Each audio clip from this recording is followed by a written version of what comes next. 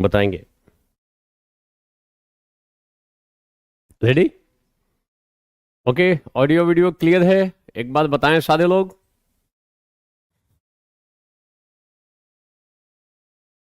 आज एक बार फिर हम लोग निबंध से संबंधित जो अंतिम भाग होता है, जिसे हम उपसंहार कहते हैं, उसकी विवेचना करने जा रहे हैं। पीछे की क्लास में भी हमने इसकी चर्चा की है। नोट करेंगे कुछ और अन्य शब्दों को। निबंध को कंक्लूड करते वक्त हम ऐसे शब्दों का प्रयोग कर सकते हैं या करना चाहिए। जला दी वो बच्चों का वो भी दिखाओ, रिमार्क। यस। देखो, निबंध के अंत में आप ऐसी चीजें लिख सकते हो: त्रिस्तरीय रणनीति या द्विस्तरीय रणनीति। कोई भी यदि समस्यागत निबंध हो जिसमें किसी प्रकार की समस्या की कोई चर्चा हो, जैसे पर्यावरण है, पर्यावरण संबंधी समस्या वैश्विक समस्या है, आतंकवाद है, सांप्रदायिकता है, महिलाओं के साथ होने वाला भेदभाव उत्पीड़न है, तो वहां पे हम अंत में द्विस्तरीय रणनीति, त्रिस्तरीय रणनीति ऐसे शब्दों की चर्चा करेंगे। जैसे मान लो पर्यावरण से संबंधित लिख रहे हो, पर्यावरण प्रदूषण, तो हमें द्विस्तरीय रणनीति बनानी पड़ेगी या त्रिस्तरीय। जैसे मान लो आप पर्यावरण के बढ़ते हुए खतरे को रोकने के लिए त्रिस्तरीय, अंतर्राष्ट्रीय स्तर पे कुछ प्रयास करने पड़ेंगे, राष्ट्रीय स्तर पे और लोकल लेवल पे हमें तीन स्तरों पे काम करना पड़ेगा। एक वैश्विक समस्या, स्थानीय स्तर पे, लोकल लेवल मतलब स्थानीय स्तर पे। देखो, जो जहां है वो अपने स्तर पे पर्यावरण को प्रदूषित नहीं कर रहा है, फिर एक राष्ट्रीय नीति भी होनी चाहिए। और ये जो प्रॉब्लम है, जब तक अंतर्राष्ट्रीय सहयोग नहीं होगा, आपस में एक दूसरे के साथ इको फ्रेंडली टेक्निक्स का बंटवारा नहीं होगा अच्छे से, मतलब एक दूसरे को हस्तांतरण नहीं होगा, तो फिर पर्यावरण के बढ़ते हुए प्रदूषण को रोका नहीं जा सकता है। अगर कहीं एक जगह खूब ज्यादा प्रदूषण हो रहा है एक देश में, उसका प्रभाव दूसरे देशों पर भी पड़ेगा। थोड़ा लेट से हो सकता है पड़े, बट पड़ेगा ही।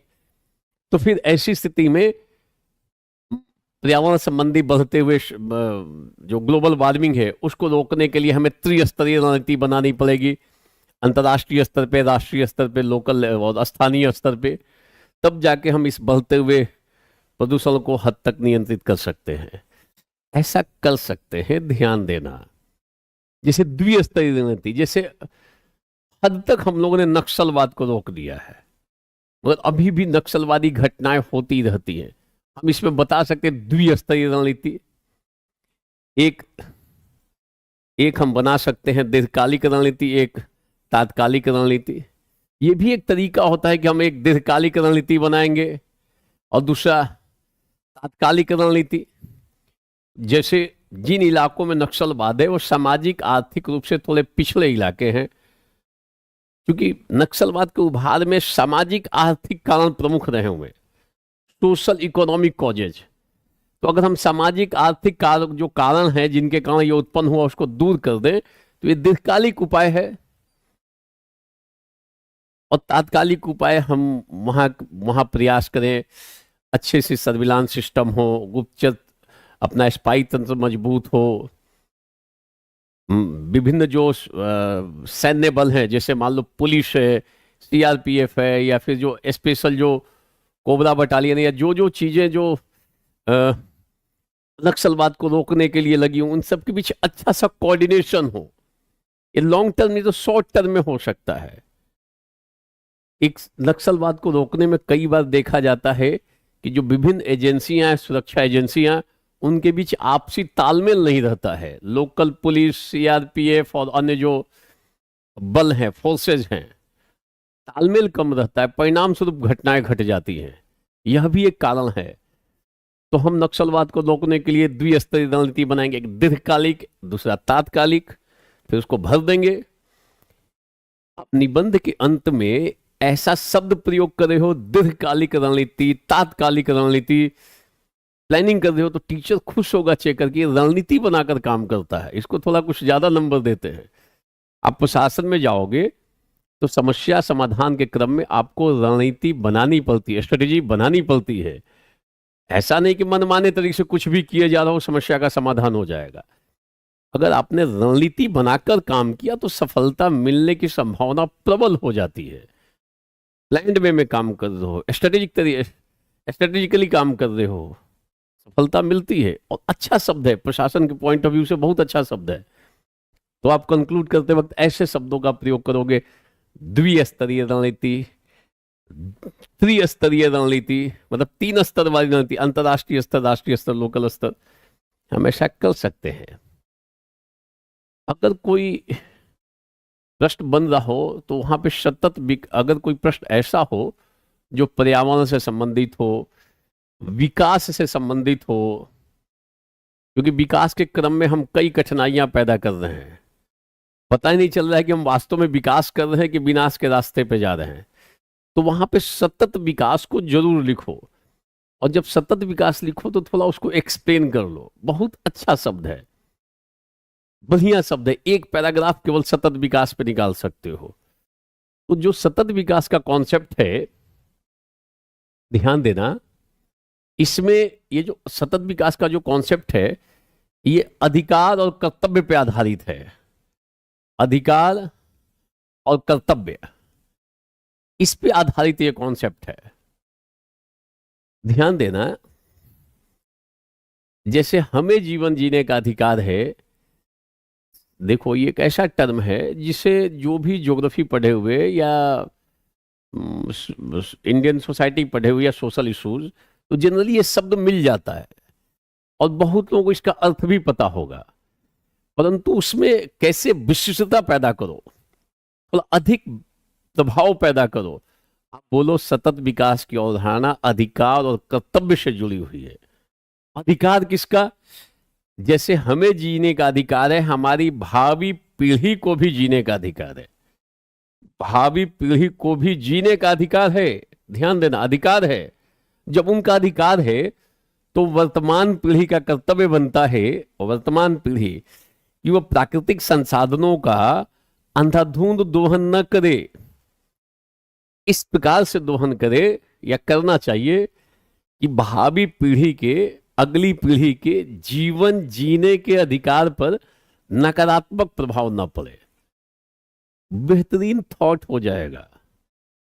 ओवरऑल लिखना तो कोई बड़ी बात नहीं है, ज्यादातर लोग लिख लेंगे, परंतु जैसे ही सतत विकास को आप अधिकार और कर्तव्य से कनेक्ट करते हो, एक पैराग्राफ अच्छा सा बनाओगे 5-6 लाइन का, जानदार इंपैक्ट जाएगा। कितनी अच्छी बात कही।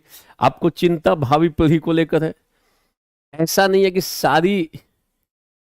कि सारे प्राकृतिक संसाधनों को आप दोहन कर लो, अस्त व्यस्त कर दो, पर्यावरण को एकदम प्रदूषित कर दो कि जीने लायक न रहे, फिर तो भावी पीढ़ी के जीवन जीने के अधिकार पर प्रहार होगा।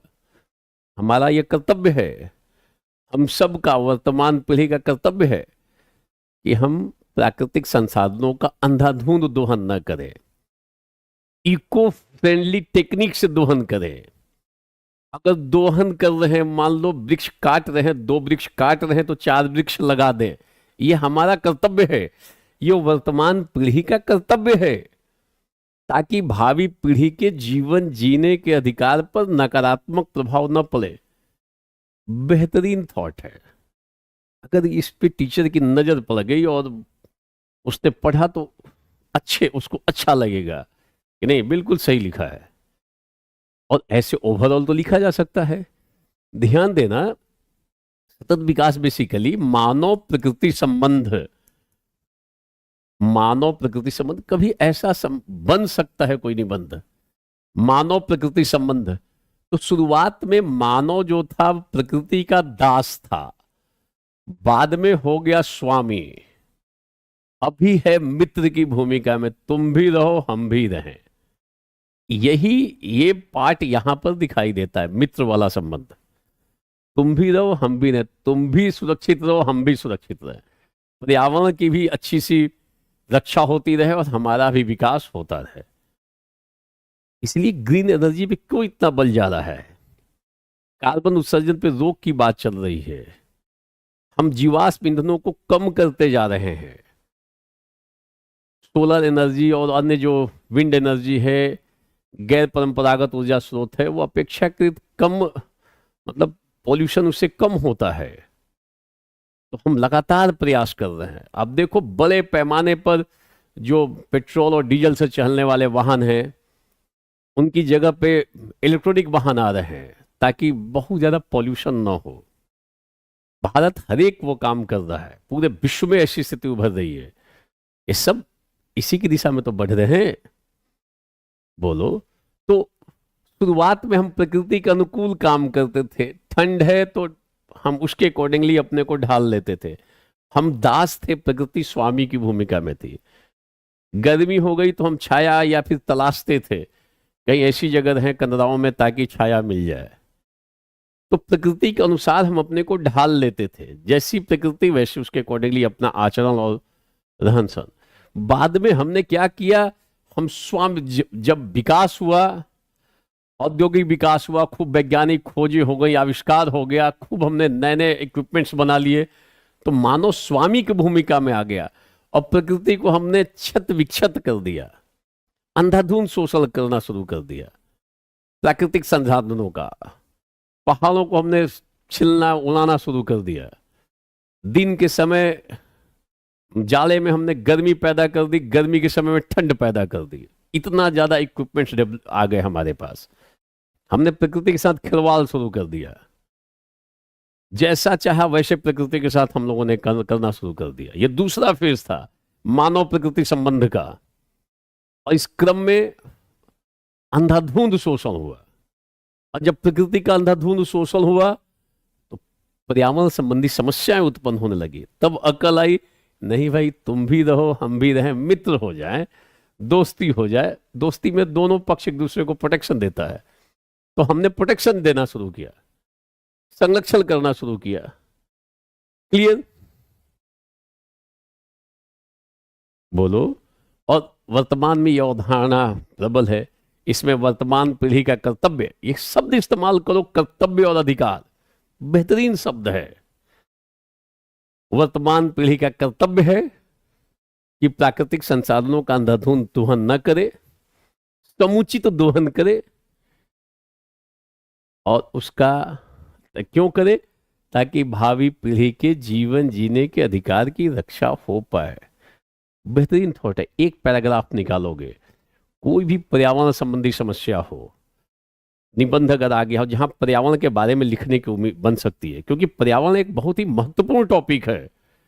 हो सकता है आप यहां पढ़ रहे हो, आपको जीएस में मौका मिल जाए इसको लिखने का, जानदार तरीके से लिख सकते हो।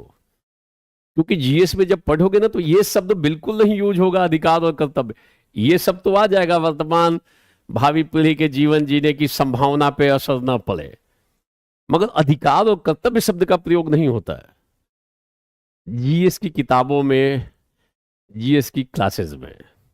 यहां थोड़ा अलग आपने लेवल टच कर लिया। क्लियर?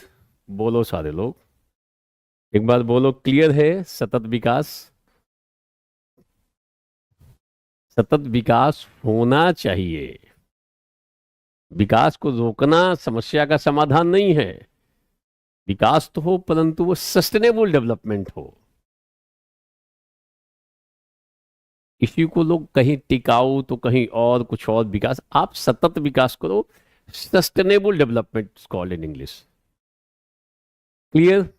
बोलो सारे लोग, क्लियर?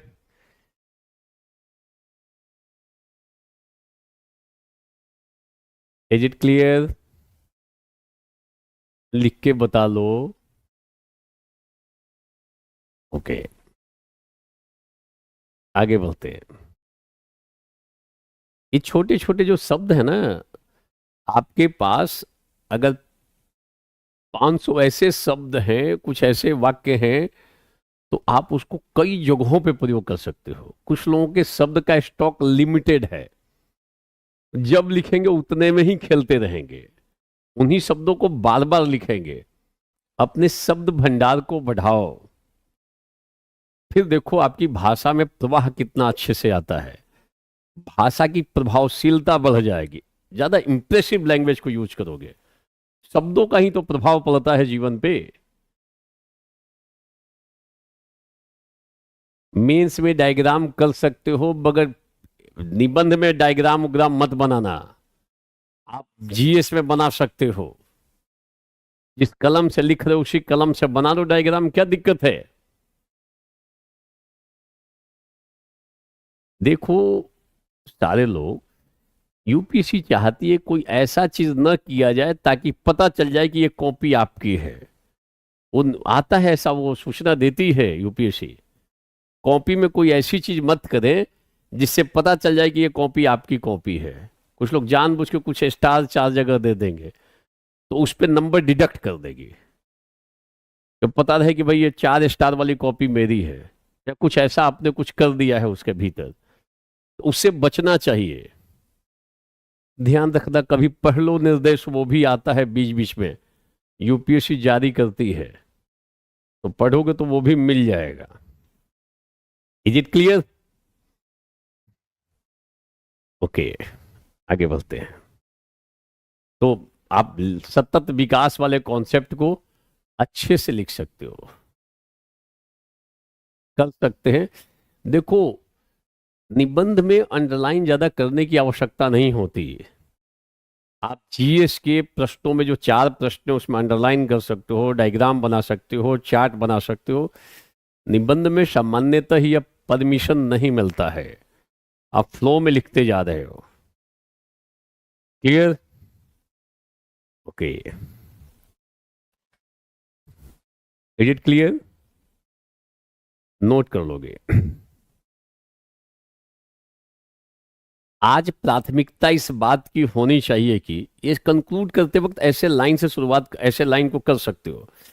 आज प्राथमिकता इस बात की होनी चाहिए कि हम केवल, आज प्राथमिकता इस बात की होनी चाहिए कि हम केवल अपने अधिकारों की मांग नहीं करें, हम केवल अपने अधिकारों की मांग नहीं करें,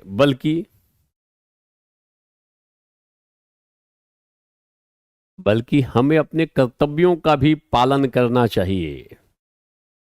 तभी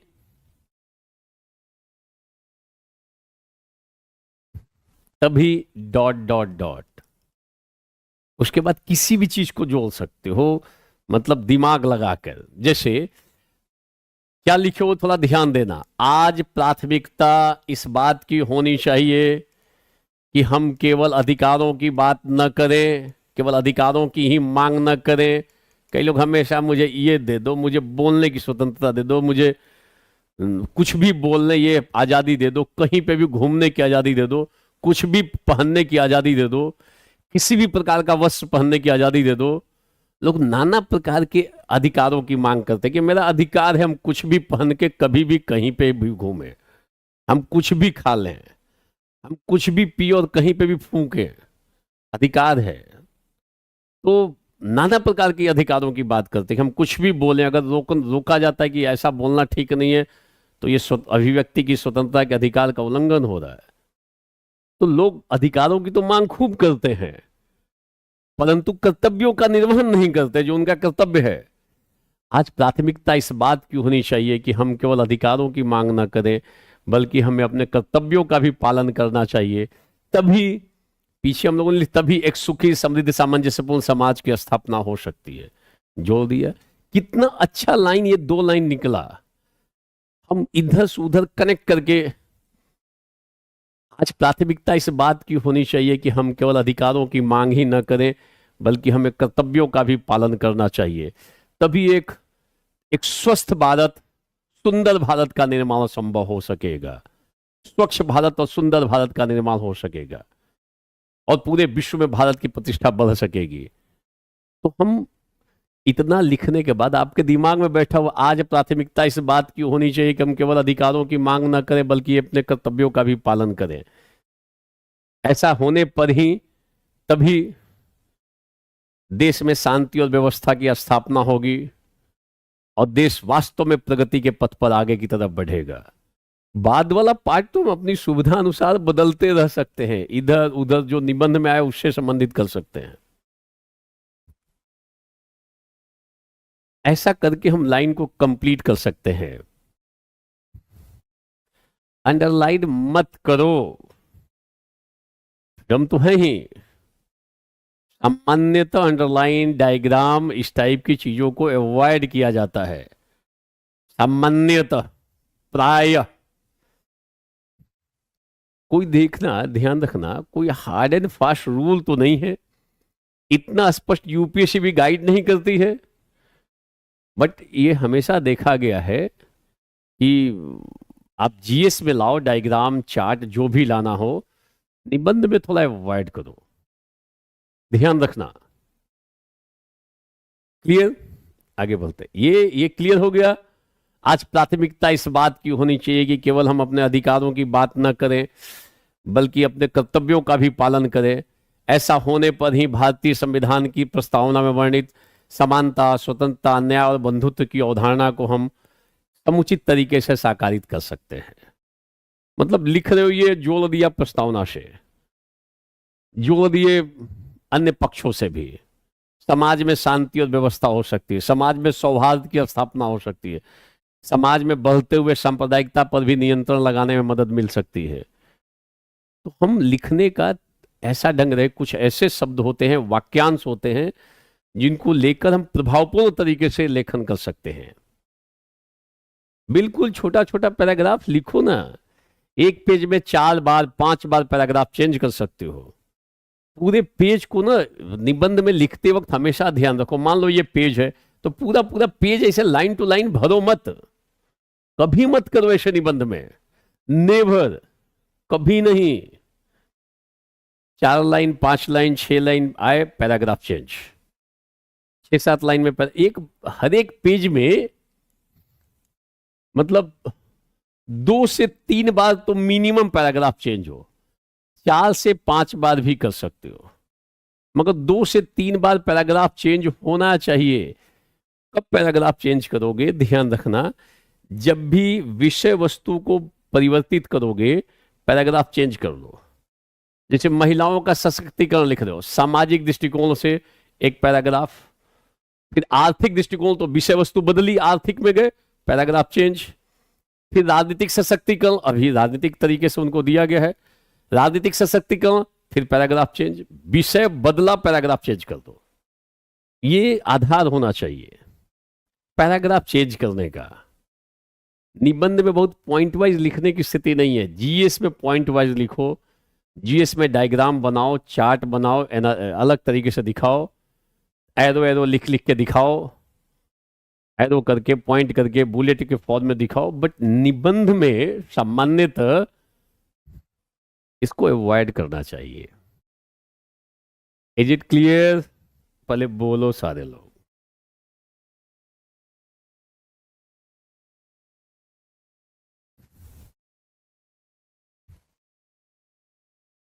इस लाइन को लेकर कई जगहों पे कई तरीके के लाइन ले। आज प्राथमिकता इस बात की होनी चाहिए कि हम केवल अधिकारों की ही मांग न करें, बल्कि अपने कर्तव्यों को भी संपादन करें। ऐसा करने पर ही लोकतंत्र वास्तव में साकारित होगा, जन केंद्रित शासन की स्थापना होगी, समाज में शांति और सुव्यवस्था बनी रहेगी, देश का चहुमुखी विकास संभव हो पाएगा। हम ऐसा कर करके लिख के पूरा कर सकते हैं। बढ़िया, सारे अच्छे अच्छे शब्द हैं, मतलब जिस शब्द को पढ़ेगा सामने वाला कहेगा क्या बढ़िया बढ़िया शब्दों का प्रयोग किए हुए। शब्दों पर उतरना बड़ा कठिन काम होता है। लोग पैराग्राफ रटते हैं, कई लोग लाइन रटते हैं, आप शब्द से खेल रहे हो। शब्दों से खेलने की कला विकसित करो। एक शब्द मिल गया, लंबा खींच दोगे। केवल एक शब्द मिल गया, विचार पर वाला 20 लाइन लिख रहे हो। समय 20 लाइन लिख दिए समय पे ही, ध्यान रखना। कर्तव्य मिल गया, कर्तव्य पे ही पता चला लंबा खेल गए। अधिकार शब्द मिल गया, अधिकार पे ही 30 लाइन निकाल देंगे। संभव है, यही तो पकड़ होती है शब्दों की। ये धीरे धीरे होगा, 1 दिन 2 दिन 10 दिन में नहीं संभव है। लगातार प्रयास करते रहोगे तो धीरे धीरे आप उस स्तर पे आ जाओगे। उसके बाद प्रयास करने की जरूरत नहीं है। उसके बाद तो एग्जाम देने जाओगे और जम के लिखोगे, अच्छे से लिखोगे और भावपूर्ण तरीके से लिखोगे। और लोग आपकी कॉपी को देखकर परेशान हो जाए, कितना बढ़िया ये लिखता है, लगता है ये रट के लिखा है। उसको क्या पता है कि इसने अपने को एक प्रक्रिया से गुजारा है। तो लेखन शैली को थोड़ा थोड़ा धीरे धीरे अभ्यास करते करते सुधारा जा सकता है। और कई लोग 4-4 साल से दिल्ली में हैं, कभी फ्री हैंड नहीं लिखा होगा। कभी पूछोगे क्या तुमने कभी लाइफ में 50 पेज, 2 साल से हो दिल्ली में, 50 पेज फ्री तरीके से लिखे हो, अपने तरीके से जो मन में आ रहा है उसको लिख रहे हो? तो 50 पेज नहीं लिखा है 2 साल में। लिखा वो है जो क्लास में बोला गया, उसको तो उसने कॉपी पे कॉपी भर ली है। मगर कहा जाए तुम इसको अपने फ्री हैंड लिखो, आप जो आपके दिमाग में विचार उभरता है, तो 1 पेज लिखने में उसको 1 घंटा लग सकता है। ये मास लेवल पे दिल्ली में पढ़ने वालों की दशा है। एक पैराग्राफ में बता रहा हूं, कभी आजमा लो जो आपके टच में होंगे। मैं जब बोलूं तो सत्यापित करो। आपके टच में कई लोग होंगे, 2,80,000 या 90,000 जो हो, या 3,20,000 हो, डजन मैटर। मैं तो गार्जियंस को भी बोलूंगा, जो जो पढ़े लिखे गार्जियंस है, कि कभी कभी जज तो करो आप। इस बात से ही आप खुश हो कि मैंने 3 लाख वाले कोचिंग में बच्चे को डाल दिया है। कभी आए घर पे तो बोलो कि लो ये टॉपिक, इस पे 20 लाइन मुझे लिखकर दिखा दो और तुम्हारे लिए 1 घंटे का समय दे रहा हूं। 1 घंटे में 20 लाइन बहुत ज्यादा, मतलब आराम से लिखा जा सकता है। सोच सोच के लिखो, बस 20 लाइन ठीक से निकाल लिख दो जिसमें कनेक्टिविटी बनी हुई है। कोई भी टॉपिक दे दो आप। तो भाई 2 साल दिल्ली में रह गया है, किसी टॉपिक पे 20 लाइन लिखने में फ्री हैंड दिक्कत है 1 घंटा देने के बाद, इसका मतलब दशा ठीक नहीं है। आजमाओ, कभी मेरी बातों पे सत्यापित करो।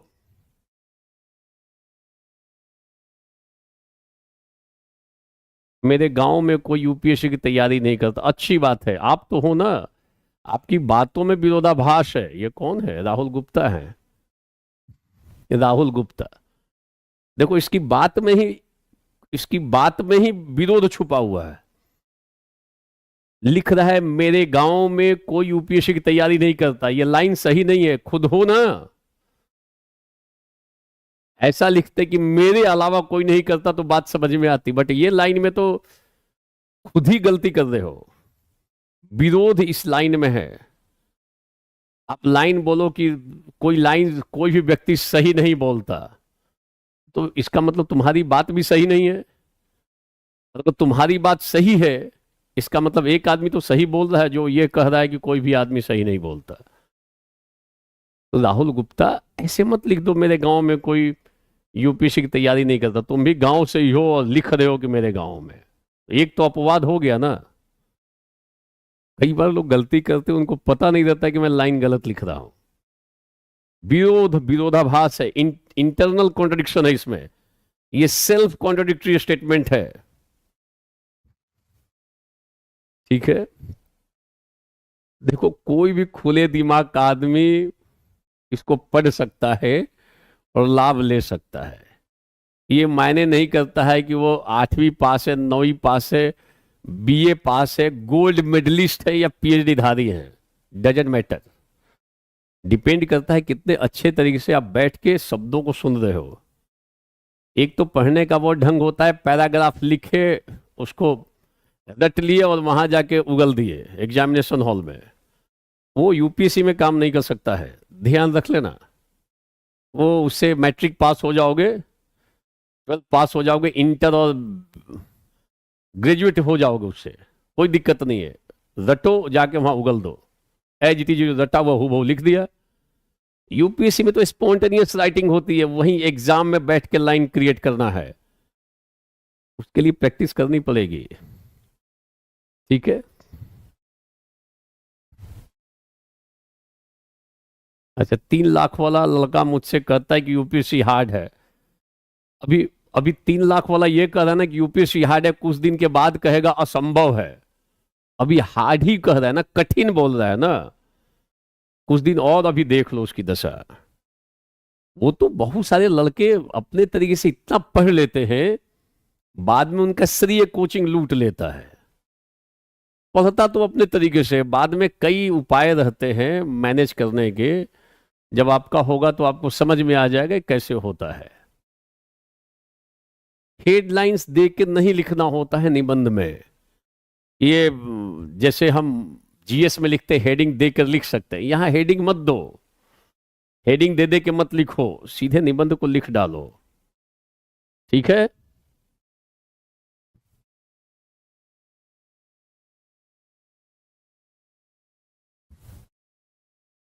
ठीक, अच्छी बात है।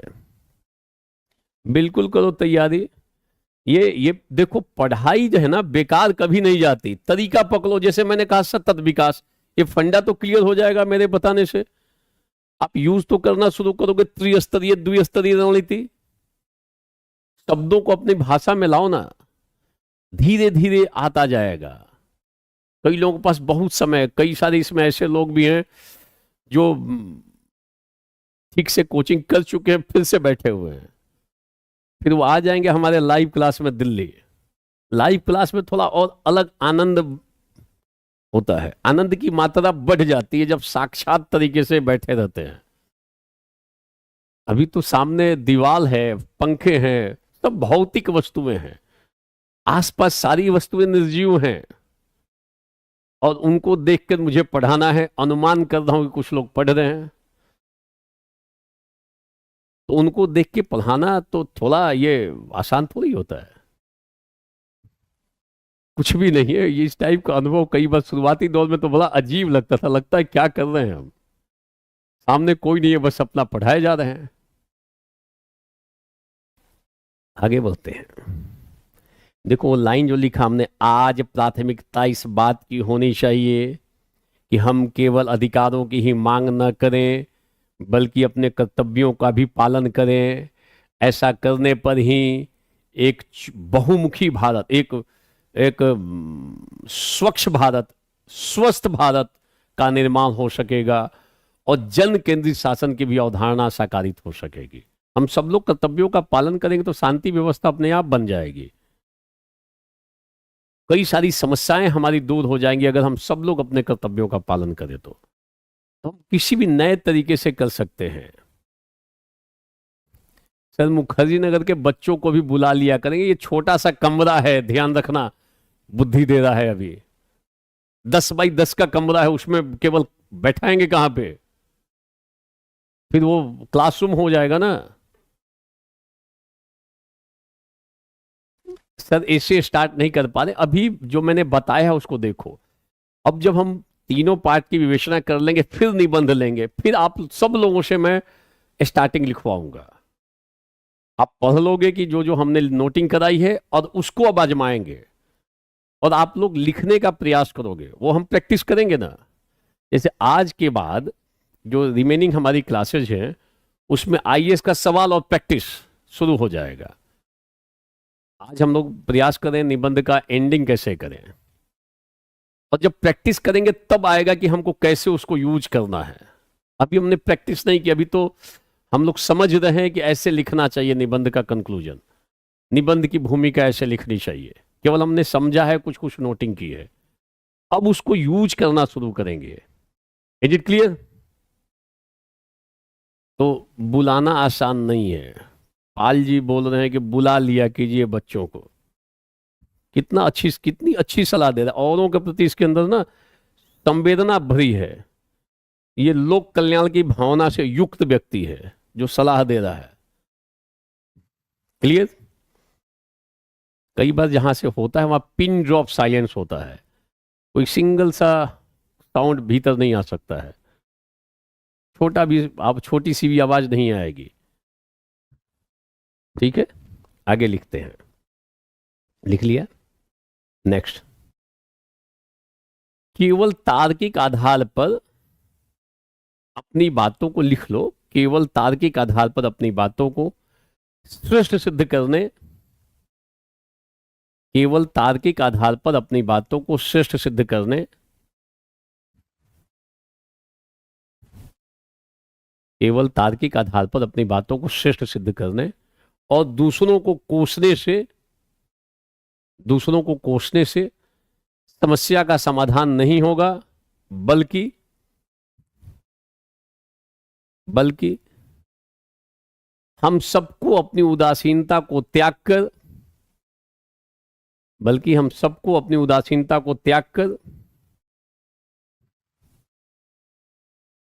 समन्वित प्रयास करना होगा। समन्वित प्रयास करना होगा। देखो, होगा आ गया है, समन्वित प्रयास करना चाहिए। जैसे आज भारत की स्थिति देखो, लोग हर एक मुद्दे पे दूसरों को कोसते हैं कि सरकार ये नहीं करती है, सरकार ये नहीं करती है। समाज के अलग अलग वर्ग हैं। अगर किसी व्यापारी से बात करो, सरकार से इतनी अपेक्षा पाल रखे हैं, सरकार ये नहीं करती, ये नहीं करती, ये नहीं करती। सरकार को कोसते हैं, समाज के अन्य लोगों को दोष देते हैं कि भ्रष्टाचार बढ़ा हुआ है। जहां जाता है वहीं पे ही पैसा देना पड़ता है, बिना पैसे के काम नहीं होता है। तो हर एक व्यक्ति कोस रहा है दूसरे को कि भाई, आज समाज में बाहर खरीदने जाते हैं, मिलावटी सामान बिक रहा है। सब्जी खरीदते हैं, उसमें मिलावटी है। फल खरीदते हैं, वो भी पता चलता है कि वो इंजेक्शन देकर उसका आकार अचानक बड़ा किया हुआ है। हर एक जगह मिलावटी सामान है। तो लोग दूसरों को कोस रहे हैं, परंतु अपने जिस पोजीशन पे अपने भी उसी टाइप का काम कर रहा है। ऐसा नहीं है कि आप अपने कर्तव्य का पालन कर रहे हो। जो जहां पे है वो पैसा बनाने का प्रयास कर रहा है। मास लेवल पे ऐसी स्थितियां हैं।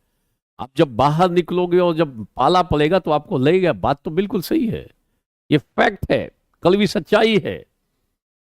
तो केवल कोसने से समस्या का समाधान नहीं होगा, बल्कि हम सबको आगे बढ़ना पड़ेगा, समन्वित प्रयास करना पड़ेगा। ऐसा करने पर ही एक सुखी, समृद्ध, सामंजस्यपूर्ण समाज का निर्माण संभव हो पाएगा। हमने उस लाइन को इसके साथ ऐड कर दिया। ये हमारे ऊपर निर्भर है कि हम कैसे उसको खेल रहे हैं, शब्दों से, अच्छे अच्छे शब्दों से खेल रहे हैं। ध्यान देना। क्लियर? नोट कर लोगे। सुशासन और लोक कल्याण की अवधारणा तब तक साकारित नहीं हो सकती जब तक कि सुशासन और लोक कल्याण की अवधारणा तब तक साकारित नहीं हो सकती जब तक कि कई ऐसे निबंध हैं जिसमें आ रहा है कि हम सबको स्वावलंबी बनना चाहिए, हम सबको जीवन में सक्रिय रहना चाहिए, हमें मिलजुल कर काम करना चाहिए। ऐसे ऐसे निबंध में लिखने की स्थिति बन रही है। थोड़ा मूल्यों से युक्त बातें, तो हम ऐसा लिख सकते हैं कि ये सुशासन और लोक कल्याण की अवधारणा तब तक साकारित नहीं हो सकती जब तक कि हम सब लोग मिलकर अपनी उदासीनता को त्याग न दें, अपने कर्तव्यों का ठीक से पालन करें। ऐसा करने पर ही एक स्वच्छ भारत, सुंदर भारत का निर्माण संभव हो पाएगा। हम युवा पीढ़ी का यह कर्तव्य है कि हम ऐसा कार्य करें। तो अपने को जोड़ के भी लिख सकते हो। ठीक है, आगे नोट करोगे।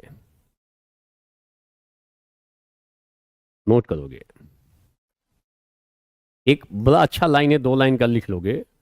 औरों को, इस लाइन को कभी कभी आप गुनगुना सकते हो, इन निष्कर्ष के अंत में लिख सकते हो। जब आप निबंध का लिखो तो अंत में ऐसी बातें कर सकते हो। कौन सी बातें हैं, नोट कर लोगे। औरों को हंसते देखो मनु, हंसो और सुख पाओ, अपने सुख को विस्तृत कर लो, सबको सुखी बनाओ।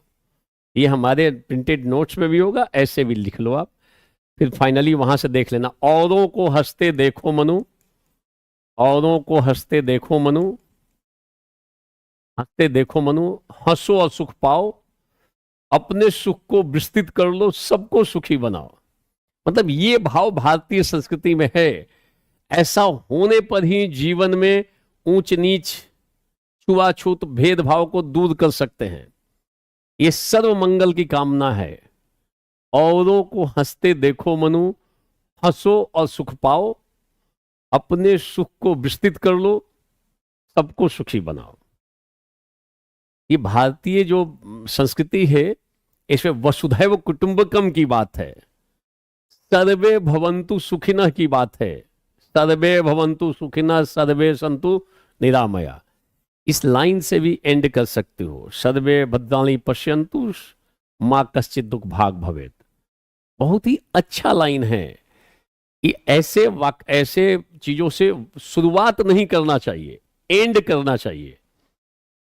कि हम तो अंत में यही कहना चाहेंगे कि सर्वे भवन्तु सुखिनः सर्वे सन्तु निरामया सर्वे भद्राणि पश्यन्तु माँ कश्चित दुख भाग भवेत्। किसी को दुख ना हो। ये भारतीय संस्कृति के उदात्त चरित्र को इंगित करता है कि भारतीय संस्कृति कितना व्यापक सोच रखती है। मतलब सभी लोग सुखी हो, कोई रोगी ना हो, सभी लोग निरोगी हो। कितनी बड़ी बात है। कौन सी ऐसी संस्कृति है जो सबके हित की बात कर रही हो, किसी एक जाति धर्म का नहीं। सर्वे भवन्तु सुखिनः, इसमें व्यापकता है। और निबंध के निष्कर्ष में व्यापकता होनी चाहिए। कई बार निबंध की एंडिंग हम इस लाइन से करते हैं, सर्वे भवन्तु सुखिनः से।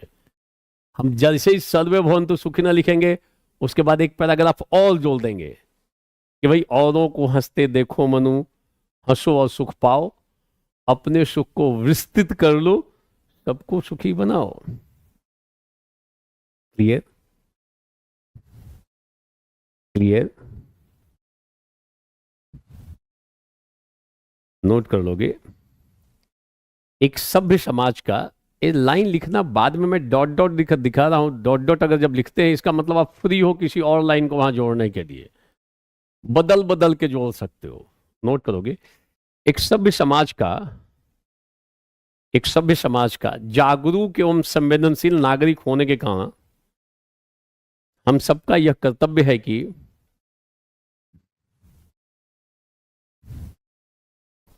एक सभ्य समाज का जागरूक नागरिक होने के कारण हम सबका यह कर्तव्य है कि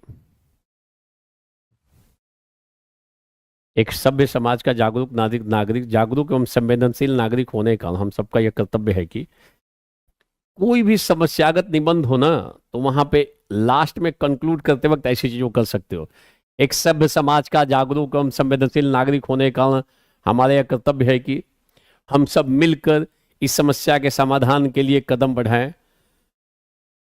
समाज के बुद्धिजीवी वर्ग, डॉक्टर, वकील, अध्यापक, युवा वर्ग, इंजीनियर का यह दायित्व है कि समाज में बढ़ती हुई गंदगी और जो सांप्रदायिकता का जो विष है, उसको दूर करने के लिए मिलजुल कर प्रयास करें। यह आज समय की मांग है। मतलब लाइन तो हमेशा नया नया क्रिएट कर सकते हो। जब बोलेंगे कुछ नया निकलेगा। कुछ बातें तो रहेंगी, परंतु बाद में जुड़ने वाला वाक्य बदलता रहेगा। ये डिपेंड करता है आपने प्रैक्टिस कितनी कर रखी है।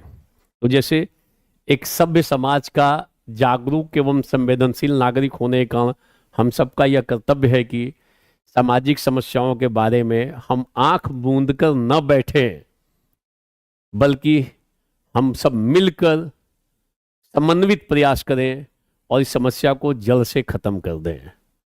तो कितना अच्छा लाइन है कि एक सभ्य समाज का जागरूक एवं संवेदनशील नागरिक होने के कारण। कितने सुंदर सुंदर शब्द हैं। सभ्य समाज, जागरूक नागरिक, संवेदनशील नागरिक। कर्तव्य, क्या कर्तव्य है कि बढ़ती हुई जो सामाजिक समस्याएं हैं, जो दूरियां हैं, जो विषमता, उनके प्रति आंख मूंद कर न बैठें।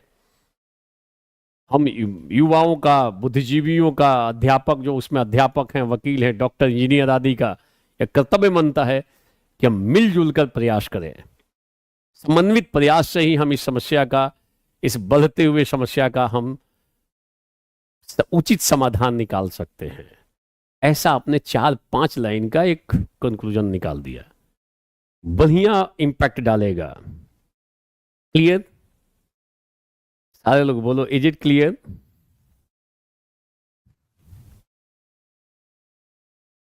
एक बार लिख के बताओ, इज इट क्लियर?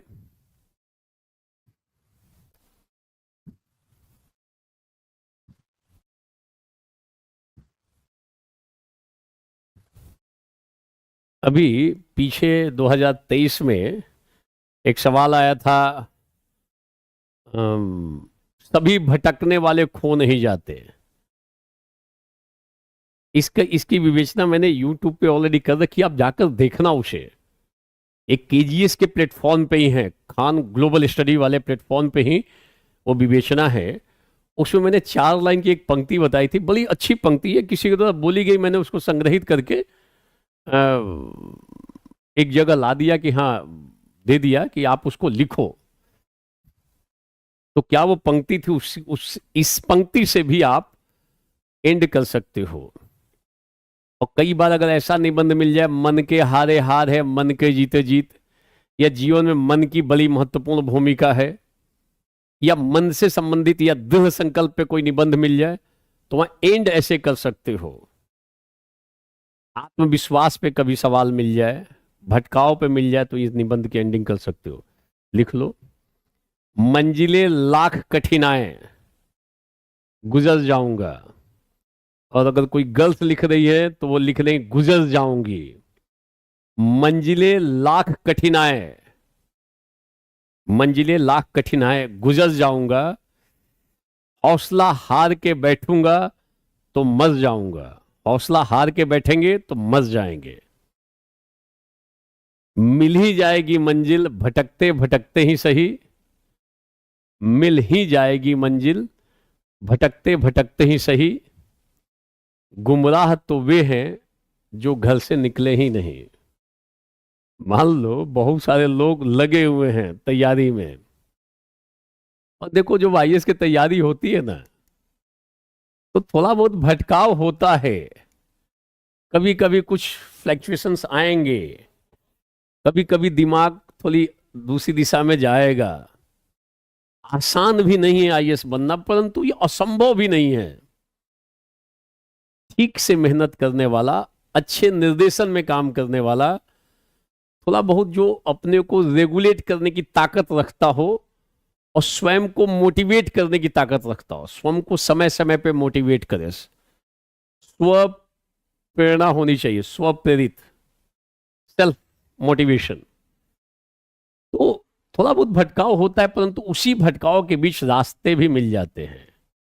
और कई लोग थोड़ा बहुत भटकते हैं, और भटकाव के बीच भी वो निरंतर प्रयास करते हैं, लगातार प्रयास। मान लो भटका तो उसको पता चला ये रास्ता तो ठीक नहीं रास्ता है, फिर प्रयास किया, बाद में उनको अपनी सफलता मिल जाती है, मंजिल मिल जाती है। कई ऐसे लोग हैं। और कई लोगों के जीवन में थोड़ा सा भटकाव होता है, भटकाव का संदर्भ हुए असफलता मिलती है, वो फिर ना निराश हो जाते हैं, हताश हो जाते हैं, उनके भीतर हीनता का भाव पैदा हो जाता है, उनको लगता है मेरे भाग्य में नहीं है। फिर वो दूसरे टाइप के कार्यों में संलग्न हो जाते हैं, फिर वास्तव में वो भटक जाता है। तो भटकाव ऐसा नहीं है कि एकदम गलत चीज है। हमें भटकाव से रास्ता तो सूझता है ना कि ये रास्ता ठीक नहीं है। जब भटकते हैं तो पता चलता है ये रास्ता सही रास्ता नहीं है, कोई और दूसरा रास्ता है, चलो दूसरे रास्ते की तरह तलाश करते हैं। तो कई बार लोग भटकते भटकते सही रास्ते तक पहुंच जाते हैं। गुमराह तो वे हैं जो घर से निकले ही नहीं, और घर ही में बैठ के अपना अलग दुनिया बना लेते हैं, और आजीवन लाइफ लॉन्ग एक अलग मानसिक स्थिति, मानसिक जो परेशानी के दौर से गुजरते रहते हैं। देखो ये जो समय है ना आपके जीवन का कालखंड, ये आगे का 1 साल 2 साल या 5 साल जो आपका समय है आगे का, ये 5 साल जो आप जीवन निर्माण के दौर से गुजर रहे हो। कई लोग आप में ग्रेजुएट हैं, कुछ लोग PG हैं, कुछ लोग और ज्यादा डिग्री लिए हुए हैं।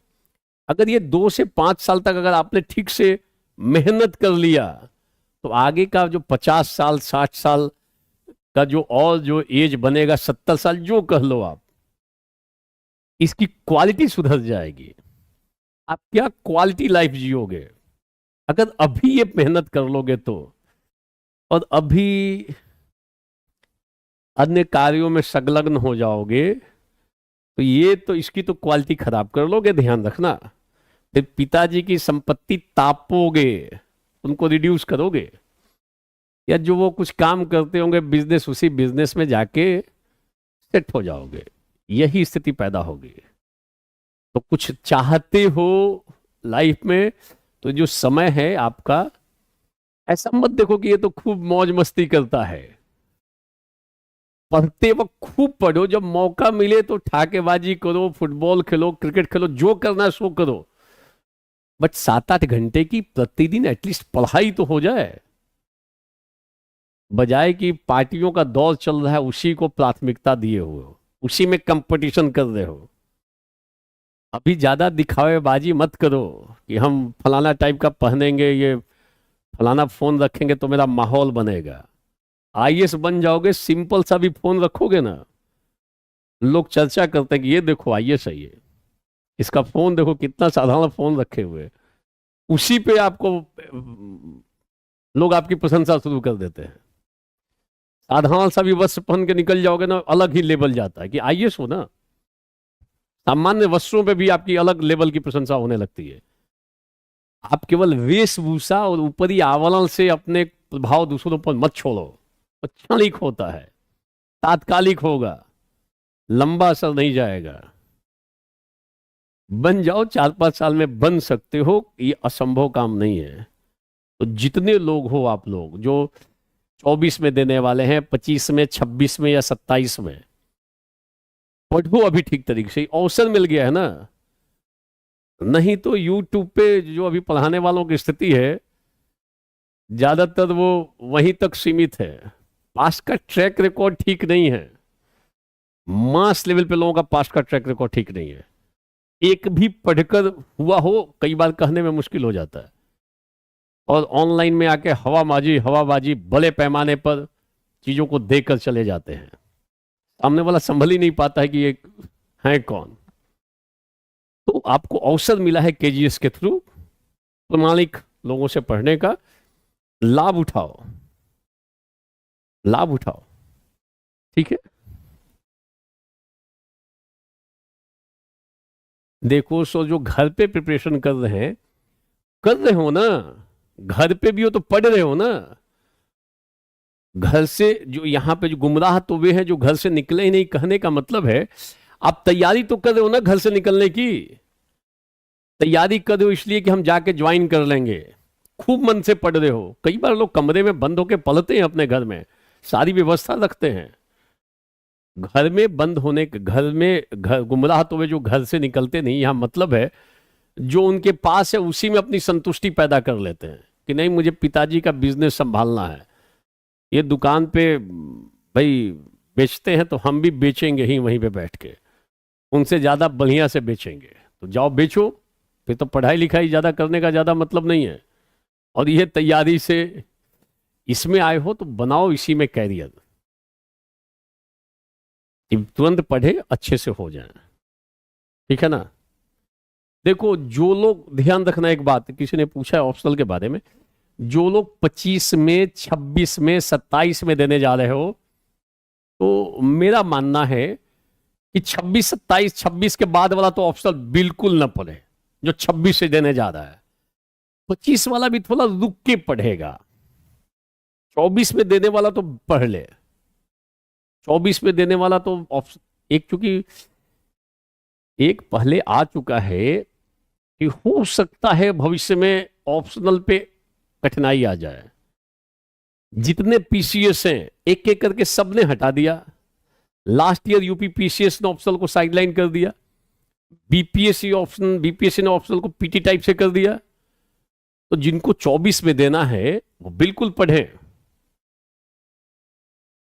25 वाले भी शुरुआत कर सकते हैं, बट 26 वाले तो नहीं। 26 के या 26 के बाद वो अभी रुके, थोड़ा और क्लैरिटी आने दो। मैं जो बता रहा हूं उसके बाद दोबारा सवाल नहीं है, बता दिया सो बता दिया, मानना है तो मान लो, नहीं तो अपनी दुनिया में आप हो तो मैं भी अपनी दुनिया में हूं, ठीक है। सबकी अपनी दुनिया है। तो आप 26 में अगर देने जा रहे हो, स्टॉप अभी, जीएस वो मत पढ़ो, ऑप्शनल नहीं है। 25 तक कर सकते हो, उसमें भी थोड़ा सतर्कता के साथ। क्योंकि पहले रिकमेंडेशन आ चुका है हटाने का, यूपीसी ने अभी नहीं उस पर हटाया, एमपी ने हटा दिया, छत्तीसगढ़ ने हटा दिया, यूपी ने हटा दिया, बिहार ने उसको पीटी टाइप का बना दिया। तो अब स्टेट, राजस्थान में पहले से हट चुका है, सब जगह ऑप्शनल पेपर था। थोड़ी सतर्कता बरतना, बहुत भावावेश में आकर नहीं। 3 लाख पैकेज के साथ देना है 27 में, और 3 लाख दे के कहता है सब आप ही के पास से करेंगे, जिएंगे आप ही के साथ साथ और उभरेंगे और डूबेंगे आप ही के साथ साथ। ऐसा भाव मत रखो। ये सब चीजें जनरली लोग हिंट नहीं देते हैं, क्योंकि इससे आर्थिक हितों पे नुकसान पहुंचता है। Is it clear?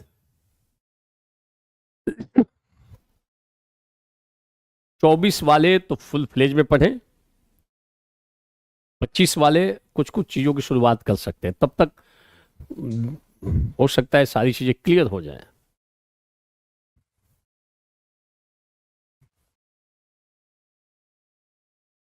बिल्कुल करो। देखो, यूपीएससी के लिए क्राइटेरिया है कि आपको ग्रेजुएट होना चाहिए। आप फर्स्ट डिवीजन हो, सेकंड डिवीजन हो, थर्ड डिवीजन हो, इससे कोई अंतर नहीं है। पास हो, बीए पास हो, सिंपल बीए पास भी, बीए पास लोग भी आईएएस बने हुए हैं, ध्यान रखना। कई आईएएस ऐसे हैं जिनकी डिग्री है बीए पास, और कई लोग पीएचडी करके अभी घूम रहे हैं बाहर में, नौकरी तलाश रहे हैं। भाई हमने पीएचडी किया है, मुझे भी सरकारी नौकरी दे दो। घूम रहे हैं भांति भांति का डिग्री लेकर। और कई लोग सिंपल बीए पास, मेहनत से, अपनी जीवटता से, अपनी कर्मठता से आज बढ़िया काम कर रहे हैं, आईएएस बन के काम कर रहे हैं। सिंपल बीएससी आईएएस बन गया। मेहनत किया ना, जम के मेहनत किया। गोविंद जायसवाल का नाम आपने सुना होगा, रिक्शा चालक का बेटा बना कलेक्टर। पहला प्रयास कौन सी पृष्ठभूमि थी गोविंद की? कोई पृष्ठभूमि नहीं थी, घर परिवार की माली हालत ठीक नहीं थी।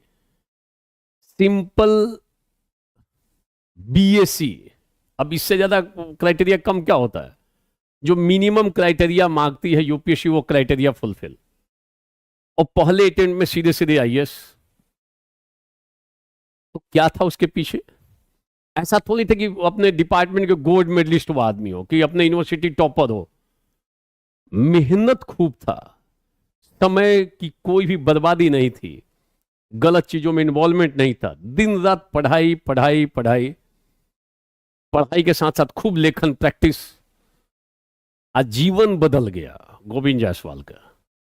बच्चा जो है उसका, वो हिंदी में कम बात करता, अंग्रेजी में ज्यादा बोलता है।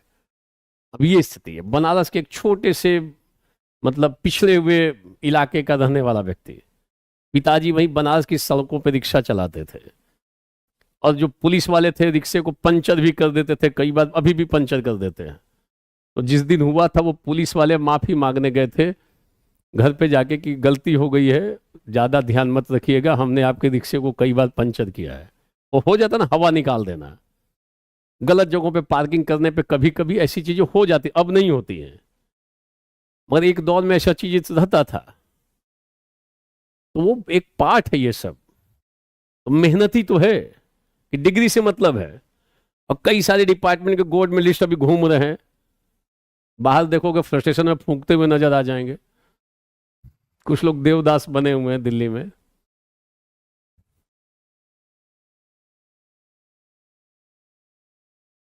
बिल्कुल। Is it clear? तो ऐसे लोगों को जानो ना, कि गोविंद जायसवाल एक्सीलेंट एग्जाम्पल, एकदम साधारण पारिवारिक पृष्ठभूमि, मगर जिद्द और जुनून आला दर्जे का।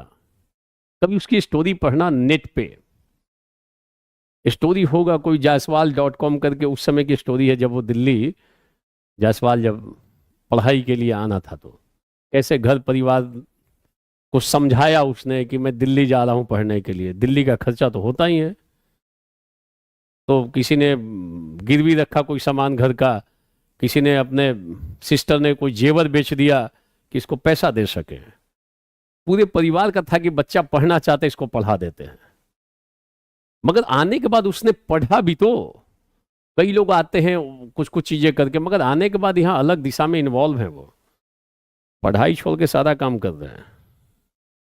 इस बात से केवल खुश रहता है कि मैंने 2,80,000 दिया है, अब तो कोचिंग का तो जिम्मेदारी है कि घोल बनाए और मुझे पिला दे, तो दशा बिगड़ जाती है।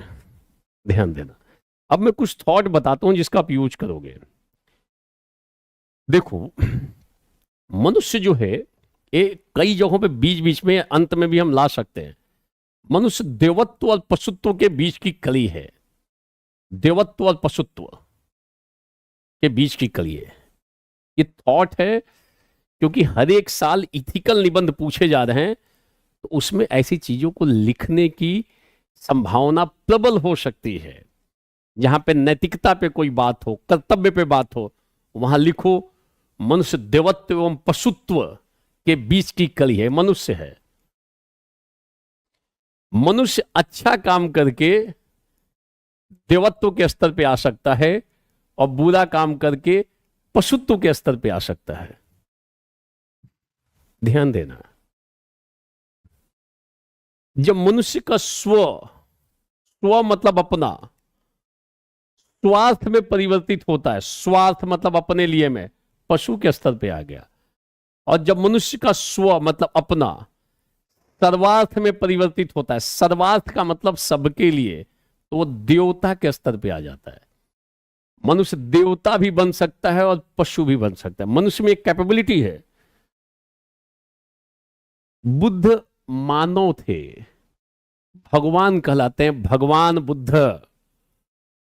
महावीर, भगवान महावीर हम कहते। क्यों उनको भगवान कहा गया? क्योंकि उन्होंने अपने लिए कुछ नहीं किया, स्वार्थ के लिए नहीं किया, पूरा जीवन दूसरों के कल्याण के लिए। बहुजन हिताय बहुजन सुखाय भ्रमण करते रहे भगवान बुद्ध। तो जब व्यक्ति का स्व सर्वार्थ में, सर्वार्थ का मतलब सबके लिए, सर्व अर्थ सर्वार्थ, जब व्यक्ति का स्व सर्वार्थ में परिवर्तित होता है तो मनुष्य देवत्व के स्तर पर आता है। और जब मनुष्य का स्व स्वार्थ में रूपांतरित होता है तो पशुत्व के स्तर पर आने लगता है। अच्छा काम करके देवता, बुरा काम करके हम पशु। एक बढ़िया पैराग्राफ निकलेगा, जानदार पैराग्राफ, इंप्रेसिव पैराग्राफ।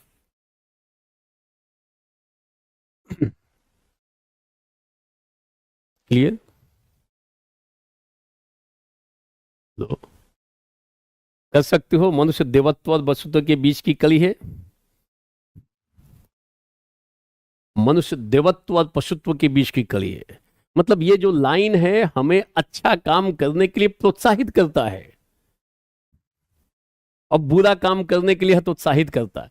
दो शब्दों को और डाल लो, प्रोत्साहित और हतोत्साहित। अच्छे शब्द है, प्रोत्साहित, हतोत्साहित। हतोत्साहित बढ़िया शब्द है, प्रोत्साहित और हतोत्साहित। जैसे कई बार पूछा जाता है कि आप अपने विभाग में गलत कामों को कैसे रोकेंगे। मान लो आप विभाग के हेड हैं, तो हम कहेंगे मैं प्रोत्साहन और हतोत्साहन की नीति अपनाऊंगा। अच्छे काम करने वालों को प्रोत्साहित करेंगे, उन्हें प्रशंसा देंगे, प्रमोशन देंगे, और गलत काम करने वाले को हतोत्साहित करेंगे, दंडित कर सकते हैं, निंदा देंगे, निंदा करेंगे। तो प्रोत्साहन और हतोत्साहन के माध्यम से हम अच्छी चीजों को जीवन में बढ़ा सकते हैं और गलत चीजों को हम रोक सकते हैं। बच्चों को भी, बच्चा जब अच्छा काम करे तो हमें प्रोत्साहित करना चाहिए, बुरे कामों को हतोत्साहित करना चाहिए। और इस प्रकार प्रोत्साहन और हतोत्साहन के माध्यम से हम सदकर्मों को बढ़ा सकते हैं, दुष्कर्मों पर नियंत्रण लगा सकते हैं। कौन सी नीति? सारे लोग लिख के बताओ। बिल्कुल, पुरस्कार और दंड, और दूसरा लिख लोगे प्रोत्साहन और हतोत्साहन। शब्द को लिख के बताओ सारे लोग।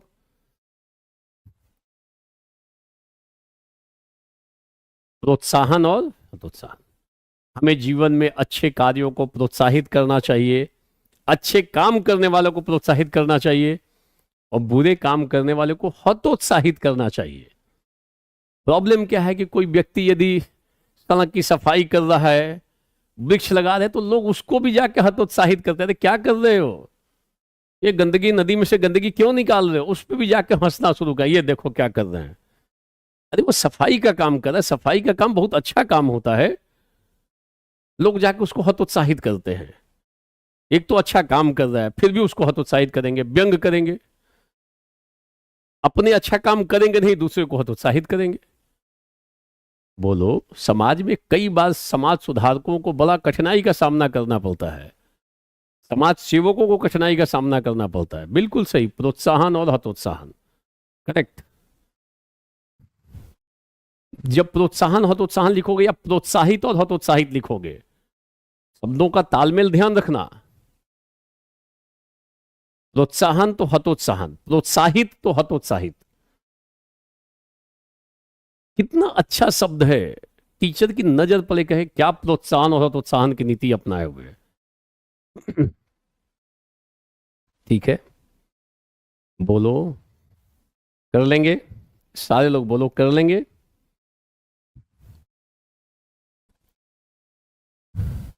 नोट करोगे, एकम सद्विप्रा बहुधा बदंती, इसको संस्कृत में भी लिख सकती हो।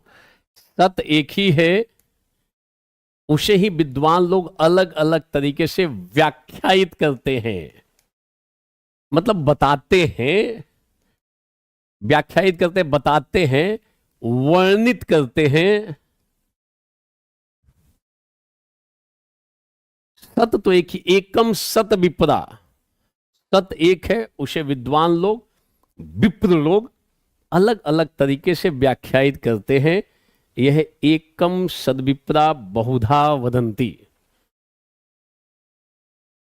आज समस्या क्या है, सांप्रदायिकता या जो धार्मिक कट्टरता पैदा हो गई है, सब लोग अपने रास्ते को एक सही रास्ता बताते हैं। मान लो डिफरेंट टाइप्स के रिलीजन हैं, अलग अलग रिलीजन हैं, और सारा रिलीजन कहता है मेरा जो रास्ता यही एकमात्र सही रास्ता है, और यहीं से एकमात्र सही रास्ता यही है, इसी रास्ते को पकड़ो जो मेरे धर्म ग्रंथ में कहा गया है। दूसरा रिलीजन में कहता है कि मेरे जो धर्म ग्रंथ में है ना, वही रास्ता सही रास्ता है। आपस में तनाव, संघर्ष, अविश्वास। तो ये कहा जाता है कि जितने ये डिफरेंट डिफरेंट रिलीजन है, सब एक ही जगह ले जाएंगे, सत्य तो एक ही है, और डिफरेंट जो रिलीजन है वहीं तक जाने का रास्ता है। रास्ते अलग अलग हैं, लक्ष्य एक है। अगर हम एकम सद्विप्रा बहुधा बदंती को माने तो धर्म के नाम पर होने वाले हिंसा और वैमनस्य को कम कर सकते हैं, बढ़ती हुई सांप्रदायिकता पर नियंत्रण कर सकते हैं यदि इस विचार को फैला दिया जाए। जितने रिलीजन हैं अलग अलग रास्ते हैं, एक ही जगह पहुंचने के रास्ते अनेक, बिंदु एक, जहां पे पहुंचना है। ध्यान देना, सत्य एक ही है, उसको व्याख्यायित करने के, इसी एक परम सत्य की व्याख्या अलग अलग लोगों ने अलग अलग कर रखी है। यही संदर्भ आता है एकम सद विपरा बहुधा बदंती। अगर इस अवधारणा को दिमाग में बैठा दिया जाए तो हम दूसरे किसी रास्ते पे चलने वाले को गलत नहीं कहेंगे। बहुत सारे रिलीजन हैं और सारे रिलीजन में टॉप लेवल एक पर्टिकुलर पॉइंट पे जाने की बात हो रही है।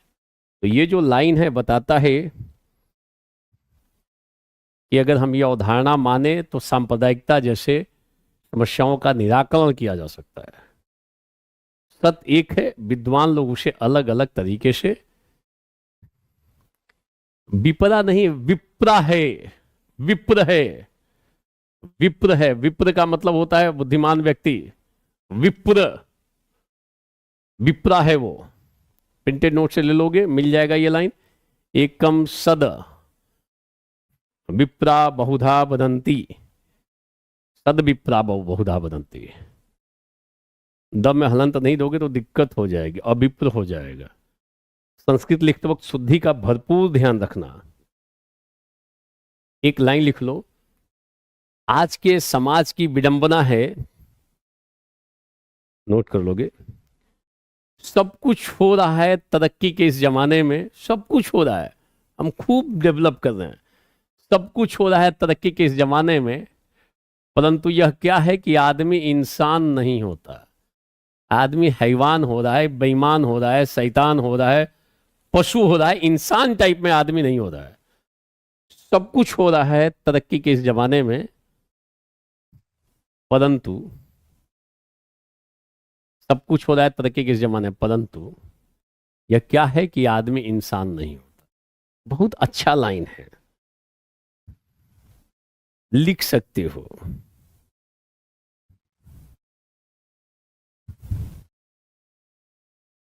ठीक है, ऐसा कर सकते हो आप। अगर मान लो भारतीय संस्कृति पे कोई निबंध आया हो, भारतीय संस्कृति पे, कल्चर पे, तो वहां पे आप ऐसा लिख सकते हो, नोट करोगे। हमने ऐसे सैकड़ों, हमको लगता है 500 से भी अधिक ऐसे कोटेशंस होंगे। वो जो बुकलेट मैंने दे रखा है लगभग 70-80 पेज का है, वो दिया जा चुका है। 1-2 दिन में मिल जाएगा, या मिल गया होगा या मिल जाएगा। मंडे को तो मिल जाना चाहिए, उसका हम प्रयास करेंगे आपको पीडीएफ आप लोगों को मिल जाए। अभी तक मिला है कि नहीं नोट्स, कोई ये बताएं सारे लोग जरा। अंशुमान, रमेश, रमेश हैं?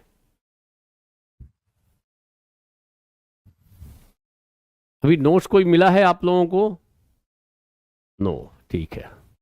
मैं प्रयास करूंगा सोमवार को ओ मिल जाए, जिसमें बहुत सारे कोटेशंस हैं, कबीर की बहुत सारी पंक्तियां हैं, दोहे हैं, बहुत सारे अच्छे अच्छे शब्द उसमें हैं। ज्यादा बहुत मोटी पुस्तक नहीं है, 70-80 पेज की होगी, मिल जाएगा। ठीक है, वो बेसिकली कलेक्शन है बहुत अच्छी अच्छी चीजों का, कई अलग अलग जगहों से। कभी मैगजीन से है, कुछ ग्रंथों से है, कोई जो कई सारे कवि हैं उनकी बहुत अच्छी अच्छी पंक्तियां वहां पे लाई गई हैं। ठीक है, दोहे बड़े प्रभावी दोहे हैं, उनको एक जगह ला दिया गया है, तो उससे आपको बहुत, उसी को आप थोड़ा अपडेट करते रहना, 2-3 पेज और पीछे जोड़ लेना, कोई नई चीज मिले उसी में ऐड कर दो। वैसे बहुत उसमें कलेक्शन है, अच्छा कलेक्शन है वो, नोट करोगे। भारतीय संस्कृति में पूछा जाए तो, नजर को बदलिए नजारे बदल जाएंगे। नजर को बदलिए, लिख लो, अपने भी दूसरे को सुना सकते हो। नजर को बदलिए नजारे बदल जाएंगे, लिख रहे हो? सोच को बदलिए सितारे बदल जाएंगे। नजर को बदलिए नजारे बदल जाएंगे, सोच को बदलिए सितारे बदल जाएंगे।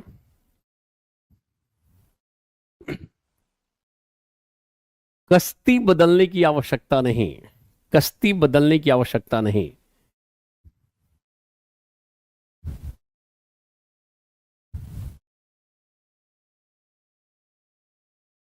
दिशा को बदलिए किनारे बदल जाएंगे। नजर को बदलिए नजारे बदल जाएंगे, सोच को बदलिए सितारे बदल जाएंगे। कश्ती बदलने की आवश्यकता नहीं, दिशा को बदलिए किनारे बदल जाएंगे। अच्छी प्रभावपूर्ण ये पंक्तियां हैं। क्लियर? बोलो।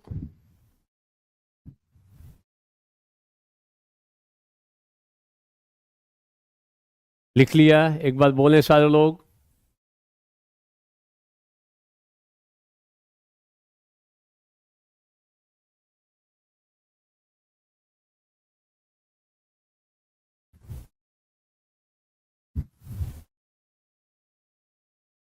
ये लाइन भी उसमें होगा, बट एक बार लिख लो एक जगह पे।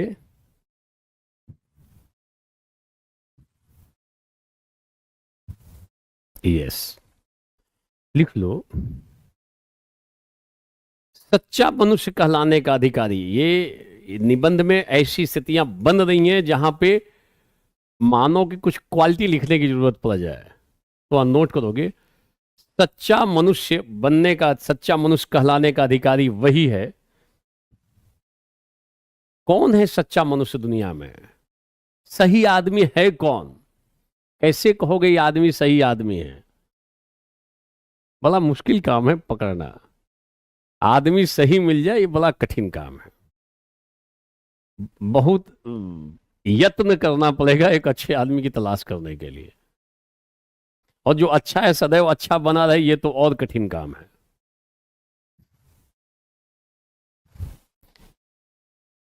ध्यान रखना, जो हमने बोला नजर को बदलिए, मिल जाएगा वहां पे भी, तो एक बार लिख लो, नजर को बदलिए नजारे बदल जाएंगे, सोच को बदलिए सितारे बदल जाएंगे, कश्ती बदलने की आवश्यकता नहीं, दिशा को बदलिए किनारे बदल जाएंगे। अभी जो मैं बोल रहा हूं सच्चा मनुष्य, तो सच्चा मनुष्य कहलाने का अधिकारी वही है, नोट करोगे, जिसके पास धन है तो निर्धनों की सहायता करे,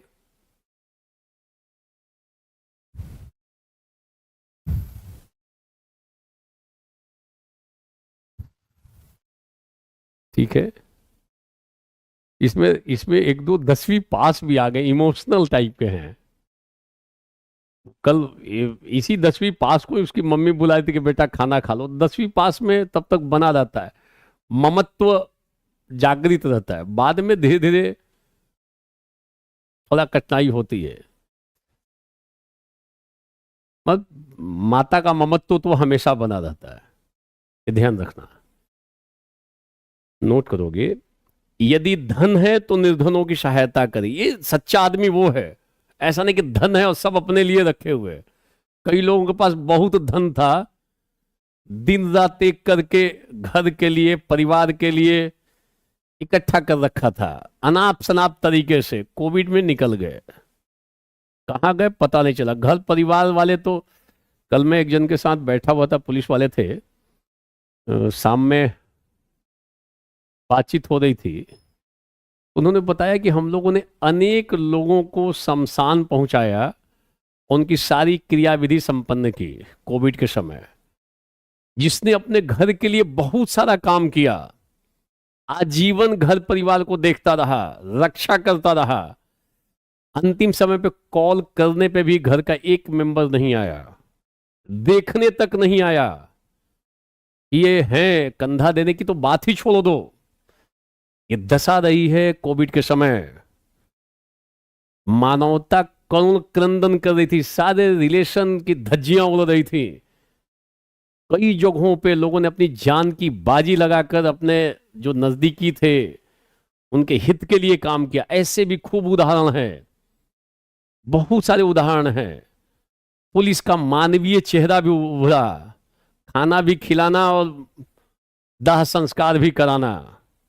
खाना खिलाना और दाह संस्कार कराना पुलिस की ड्यूटी नहीं है, मगर उस समय मानवीय चेहरा उभरा, तो सारे संबंधों पे एक अलग तरीके का सवाल उत्पन्न होना शुरू हो गया कि घर का एक मेंबर पूछने तक नहीं आया, अंतिम क्षण में देखने तक नहीं आया। इस टाइप का डर, इस टाइप का भय, मौत का भय इस दशा में था, ठीक है। तो चीजें आपको समझ में आनी चाहिए। धन है तो निर्धनों की सहायता करो, कुछ उसका अंश जाने दो। ये कि सारा धन हम अपने जो माया मोह, पुत्र मोह, पुत्री मोह में रहते हैं, उनकी कठिनाई होती है। कई बार ध्यान रखना, पहले इसको सुन लो फिर उसको हम सुनाएंगे। धन है तो निर्धनों की सहायता करे, वो अच्छा आदमी कहलाएगा। यदि शक्ति है तो निर्बलों और अबलाओं की रक्षा करे। अगर आपके पास ताकत है, कोई किसी कमजोर को दबा रहे तो रक्षा करो, अगर ताकत रखते हो तो। कई लोगों के पास ताकत नहीं है तो नहीं रक्षा कर सकते हैं। यदि धन है तो गरीबों की मदद करो। लिख लेना लाइन को, बड़े ये सुंदर पंक्तियां हैं, प्रभावपूर्ण पंक्तियां हैं। धन है वो सच्चा आदमी कहलाएगा। यदि शक्ति है तो निर्बलों एवं अबलाओं की रक्षा करे, और यदि विद्या है तो दूसरों को अज्ञानता के अंधकार से निकालकर प्रकाशवान करे। अगर वास्तव में विद्या अर्जित किए हो तो दायित्व तो बनता है कि दूसरों को अंधकार से निकालो, अज्ञानता के अंधकार से निकालकर उन्हें प्रकाशवान करे, उन्हें रास्ता दिखाए। तो अगर धन है तो दूसरों की सहायता हो, कुछ उसका अंश तो जरूर रहे। ग्रंथों में भी कहा गया, दशांश की कल्पना है। शक्ति है तो देखो, शक्ति है, कई लोग धन है तो उसका और दुरुपयोग करते हैं, खरीद बिक्री पे लग जाते हैं और धन का घमंड अहंकार इस स्तर पे रहता है, किसी की बेइज्जती कर डालते हैं। गरीब आएगा तो उसको ऐसा कर देंगे, वो उसके अंदर हीनता का भाव पैदा हो जाता है, उसको आदमी नहीं मानते हैं, इतना धन का घमंड हो जाता है, एक झटके में निपटते हैं, पूछता नहीं है घर वाला है। बहुत सारे ऐसे एग्जाम्पल मिल जाएंगे आपको। और अगर शक्ति है तो कई लोगों के पास शक्ति है, ताकत है, इसका दुरुपयोग करते हैं, शोषण करते हैं, अत्याचार करते हैं दूसरों पर। शक्ति है तो दूसरों की मदद, रक्षा करो, गरीबों की रक्षा करो, अबलाओं की रक्षा करो, वो सच्चा आदमी कहलाएगा। अब विद्या है तो अहंकार मत बनो, विद्या है तो दूसरों को अज्ञानता के अंधकार से बाहर निकालो, तो हम कहेंगे सच्चा आदमी है। ठीक है, बोलो, इज इट क्लियर? बोलो, इज इट क्लियर? तो सच्चे आदमी को आप ऐसे लिख सकते हो, वही सच्चा मनुष्य कहलाने का अधिकारी है। धन, शक्ति, विद्या, तीनों का अलग तरीके से सदुपयोग करें। Is it clear?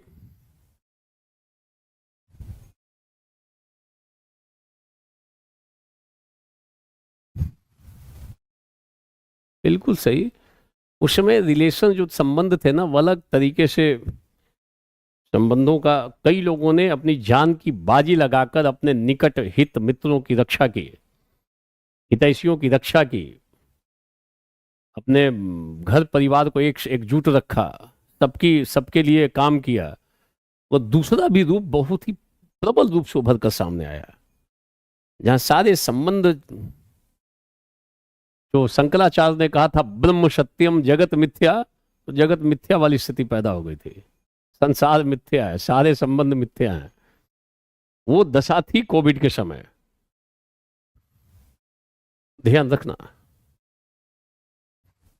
तो कई लोग जीवन में भौतिक पूंजी कमाते हैं, धन कमाते हैं, भौतिक पूंजी। कई लोगों के पास ये पूंजी बहुत है, बहुत सारे बंडल हैं नोट के, और हीरे जवाहरात और सोने चांदी के भी ठीक ठीक उनके पास स्टॉक है। ये पूंजी तो खूब इकट्ठा कर लिए। कई लोगों के पास सामाजिक पूंजी नील है, भाई ये बहुत है, मगर ये पूंजी जो सोशल कैपिटल है, नील है। बीमार पड़ने के बाद 4 लोग कॉल करके पूछते नहीं है, कोई ब्लड देने के लिए नहीं आता है, अथाह पैसा है। कई लोगों के पास पैसा कम है, परंतु एक बार बीमार पड़ेगा ना, 20 लोग आ जाएंगे उसको ब्लड देने के लिए, 4 लोग हालचाल पूछेंगे, चिंता जताएंगे, यार जल्दी ठीक हो जा तू। उसने सामाजिक पूंजी कमा रखी है, उसके सामाजिक संबंध तगड़े हैं। कोविड के समय ये बातें उभरी हैं, कई लोगों से कोई बात करने वाला नहीं था, बात करने के लिए लोग तरसते थे कि कोई बात करने वाला मिल जाए, क्योंकि बाहर का मूवमेंट बंद हो चुका था, भौतिक पूंजी अथाह थी, भय पैदा हुआ है। और कई लोग उस समय भी ठाकेबाजी कर रहे हैं, मित्रों के साथ हंसी मजाक कर रहे हैं, सबका हाल चाल ले रहे हैं, गाइड कर रहे हैं एक दूसरे को, मनोबल प्रदान कर रहे हैं। सोशल कैपिटल स्ट्रांग था। तो ये इसके साथ ये कमाओ, मगर इसके साथ ये भी कमाओ, केवल पूंजी मत कमाओ, सामाजिक पूंजी को कमा लो। तो ये ज्यादा आपके जीवन में खुशी लाएगा, संबंधों में मधुरता लाएगा। Is it clear? तो एक और मैं हिंट दे देता हूं, जो सारे लोग परिपक्व हो चुकी, आईएएस की क्लास ले रहा हूं मैं, उसमें कुछ ठीक है, कुछ वो बच्चे वाली प्रवृत्ति, जो अभी बचपना है वो लोग भी हैं, अच्छी बात है, जोश रहना चाहिए। बट बहुत सारे लोग इसमें ऐसे हैं जो ग्रेजुएशन ऑलरेडी कर चुके हैं, सबको लाभ मिलेगा, बट चीजों को ध्यान से सुनो और उसको आत्मसात भी करो जीवन में। ध्यान रखना, जीवन में ये जो कोविड आया तो उस समय ये आया भी, जीवन में जो 3 पक्ष बनते हैं पूरे पूरे जीवन में। एक जो दौर जो आप सारे लोग गुजर रहे हो, आप में से अधिकांश लोग गुजर रहे हो, कि आपके पास समय बहुत है, ऊर्जा बहुत है, energy you have all, a lot of energy you all have, परंतु पैसे का, धन की कमी है। सब लोग डिपेंडेंट हो, आप में से ज्यादातर लोग डिपेंडेंट हो। कोई धन का स्रोत नहीं है, अपना कोई स्रोत नहीं है, धन की कमी है, ये थोड़ा कम है। बट समय खूब है आपके पास, ऊर्जा भी खूब है। इस समय यदि अपनी ऊर्जा को ठीक से उपयोग कर लोगे, समय को बर्बाद नहीं कर रहे हो, और जो आपका एनर्जी है वो ठीक से यूज हो रहा हो खूब अच्छे से, तो फिर आप तो क्रैक कर दोगे कोई भी एग्जाम। जैसे ही आप कोई बिजनेस शुरू कर लोगे या आईएएस बन जाओगे ना, या अधिकारी बन गए, आईएएस भी कह सकते हो, अधिकारी बन गए, तो आपके पास ऊर्जा तो रहेगी क्योंकि अभी आप यंग हो, और आपके पास धन भी, मतलब सरकार इतना धन दे देती है कि आप आराम से अपना जीवन यापन कर सको। और कई लोग के जीवन में धन की वर्षा होने लगती है। कई लोग जो सरकार देती है उससे संतुष्ट नहीं रहते, उससे ज्यादा वो अन्य तरीकों से इकट्ठा करते हैं। झारखंड में अभी पीछे कुछ अधिकारियों के साथ ऐसा हुआ था, पता चला कि बोरी में नोट निकल रहे हैं, मतलब नोट गिनने के लिए मशीन लाई जा रही है, फिर मशीन भी गड़बड़ हो जाती है, फिर दर्जन के हिसाब से मशीन मंगाई जाती है कि नोट गिनो। आदमी गिन नहीं सकता है, गिनने में महीनों लग जाएंगे, वर्षों लग सकते हैं, तो नोट गिनने के लिए मशीन का सहारा लेना पड़ता है। ऊर्जा भी बहुत रहती है, समय कम रहता है लोगों के पास, समय घट जाता है। एक दौर आप सबके जीवन में आएगा, मतलब अपने निकट लोगों से मिलने का समय नहीं रहेगा, मित्रों से नहीं मिल सकते हो, घर परिवार के साथ बैठने का फुर्सत नहीं है। तो कई लोग इस फेज से गुजर रहे, कई बिजनेसमैन, समय नहीं है, दिन भर कमाए कमाए कमाए, ऊर्जा बहुत है, ताकत का इस्तेमाल कहाँ कर रहे हैं धन कमाने में, सुबह से शाम तक धन ही कमा रहे हैं। तीसरा स्टेज आने में ज्यादा टाइम नहीं लगेगा, धन के साथ साथ 3-4 चीजें आ जाएंगी, बीपी आ जाएगा, हार्ट डिजीज आ जाएगा, फिर डायबिटीज आ जाएगा, कुछ और 2-3 आ जाएगा। तो तीसरा फेज आ जाएगा कि धन रहेगा खूब, समय रहेगा खूब, और ये एनर्जी खत्म हो गई। अब बैठ के देखेंगे कि हमारा धन बहुत है, मानसिक संतुष्टि होती है। तो कई लोग थर्ड फेज में आ गए हैं, धन बहुत है, ताकत नहीं है धन को खर्चा कर लें, केवल खुश रहते हैं कि मेरे पास धन है। जिंदगी की कथा समाप्त हो जाती है इसी में। तो समय से सतर्क हो जाओ। आप सारे लोग जिस फेज से गुजर रहे हो, अपनी ऊर्जा का ठीक से इस्तेमाल करो, समय का सदुपयोग करो। दुरुपयोग करोगे, समय किसी की परवाह नहीं करता है। अभी आप सबका मुख्य उद्देश्य होना चाहिए समय बर्बाद ना जाए, और जो ताकत है ना, एनर्जी, उसका डायरेक्शन ठीक रहे। बस हो गई, इसी में तो क्रैक कर दोगे एग्जाम को। असंभव थोड़ी है। मैंने कहा ना, सिंपल बीए पास आईएएस बनते हैं, बने हुए कितने लोग बने हुए हैं, तो आप भी बन सकते हो। असंभव थोड़ी है। मेहनत चाहिए, गाइडेंस ठीक चाहिए, व्यस्त की चीजों से थोड़ा अलग भी रहना पड़ेगा। नोट कर लिया? नोट कर लोगे। दुखी व्यक्तियों की आवाज से, दुखी व्यक्तियों की आवाज से, अगर कोई दुखी व्यक्ति आवाज दे रहा है, दुखी व्यक्तियों की आवाज से, अशक्त, अशक्त का मतलब कमजोर और असहाय की, कमजोर और असहाय की याचनापूर्ण दृष्टि से। कई बार कमजोर लोग आपसे बड़ा अपेक्षा पाले रहते हैं, कुछ ये कर देते तो मेरा जीवन बन जाता। कमजोर एवं असहाय की याचनापूर्ण दृष्टि से, जिसका हृदय दुखी ना हो, वो मानव कहलाने का अधिकारी नहीं है।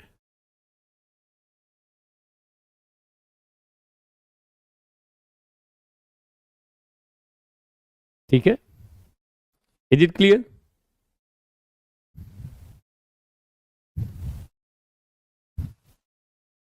इन सब चीजों को लेके दिखा सकते हो आप। अच्छे अच्छे कुछ लाइन का संग्रह कर लो, कबीर की कुछ दोहों को याद कर लो, रहीम के दोहों को याद कर लो, कुछ तुलसीदास जी के दोहे उनको याद कर लो, जो चौपाइयां हैं, जो बड़े ही प्रभावपूर्ण हैं। मैथिली शरण गुप्त का, रामधारी सिंह दिनकर जी का, सूर्यकांत त्रिपाठी निराला का, सुमित्रा नंदन पंत का।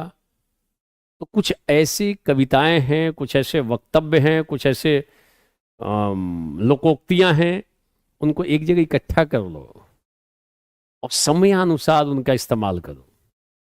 जैसा प्रश्न पूछा गया वहां पर उसका प्रयोग, फिर निबंध में नंबर आना ही है। क्लियर? बोलो, इज इट क्लियर? घर पे बैठे एक लिख रहा है कि सर अब मैं भी भोजन की तैयारी कर रहा हूं, आप भी भोजन करें और हम भी। एक घर पे बैठा हुआ है, सुविधा भोगी आदमी है, भोजन बन रहा है, इसको भोजन की चिंता सता रही है। पढ़ते वक्त तो भूल जाओ कि भोजन बन रहा है कि नहीं बन रहा है, चिंता सता रही है कि भोजन मेरा बन जाना चाहिए। बाहर निकलोगे ना जिस दिन घर से बाहर, तो समझ में आता है कि भोजन की चिंता भी सताने लगती है।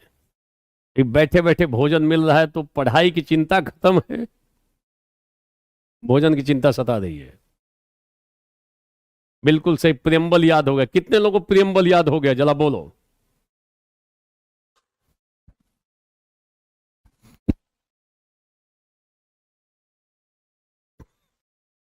लिख के बताओ कितने लोगों ने।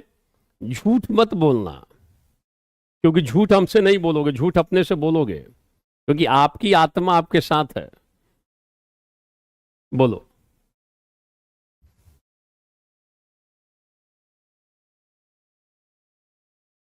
कितने लोगों ने प्रियम्बल याद कर लिया? प्रस्तावना, भारतीय संविधान की प्रस्तावना याद कर लिया मेरे कहने के बाद? एक, ठीक है, और बोलते जाओ, बोलते जाओ, कई लोग आ रहे हैं, बोल रहे हैं। पूरी प्रस्तावना याद कर लो, इंपॉर्टेंट वर्ड नहीं, पूरी प्रस्तावना को एज इट इज याद कर लो, फिर अपने आप उसमें से सब छांट के निकाल लोगे। कई लोगों ने याद कर रखा है। अच्छा, खान सर ने पूरा याद करा दिया था, वेरी गुड।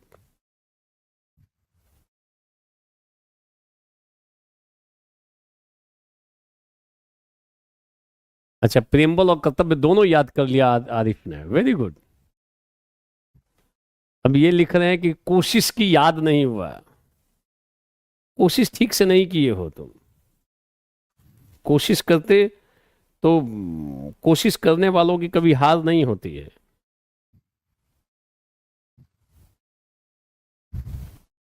ठीक है, एक नीचे लिख रहे हैं कि मैंने दोनों याद कर लिया, 7 पाप भी याद कर लिया, वेरी गुड। थोड़ा इस टाइप से करो, असंभव काम थोड़ी है। कई लोग लिख रहे हैं कि मुझे याद हो गया, और एक ने लिखा कि मैंने कोशिश की, याद नहीं हुआ। नहीं, कोशिश तुम्हारा, कोशिश करते वक्त मोबाइल पे कॉल आ गया होगा किसी का, फिर भटक के चले गए होगे मोबाइल में। कोशिश करोगे याद नहीं होगा, ऐसा थोड़ी या संभव काम थोड़ी है।